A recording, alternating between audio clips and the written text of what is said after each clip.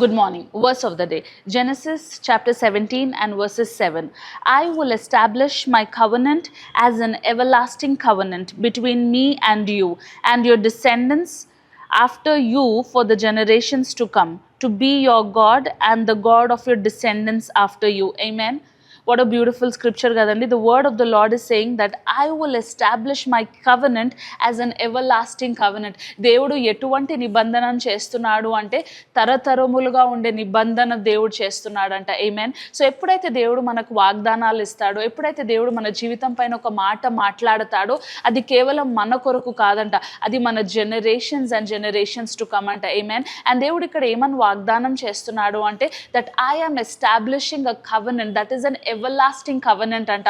అంటే ఎవరు కూడా విరగొట్టలేని నిబంధన దేవుడు మీతో నాతో చేస్తున్నాను అని అంటున్నాడు. దేవుడు అంట ఏది కూడా దేవుని మధ్యలో మీ మధ్యలో వచ్చి ఆ నిబంధనని బ్రేక్ చేయలేని నిబంధన, ద ఎవర్లాస్టింగ్ కవెనెంట్ని దేవుడు మీతో చేస్తున్నాను. Where I will be your God to your descendants and your descendants after అంట. దేవుడు ఏమంటున్నాడు అంటే కేవలం నేను నీకు మాత్రమే దేవునిలాగా ఉండను, కానీ నీ పిల్లల పిల్లలకు కూడా దేవునిలాగా నేను ఉంటాను, వాళ్ళతో కూడా నేను నిబంధన చేశాను అని అంటున్నాడు. Amen. So there is a lot of hope for your future. మీ ఫ్యూచర్ ఏ రీతిగా ఉంది అంటే దేవుని యొక్క ఎవర్లాస్టింగ్ కవెనెంట్ ఉండే అంత గొప్పగా మీ ఫ్యూచర్ ఉంది. కేవలం మీ పైన కాదు, కానీ మీ పిల్లల పైన కూడా ఆయన కవెనెంట్ ఉంది అంట. ఆమేన్. God bless you.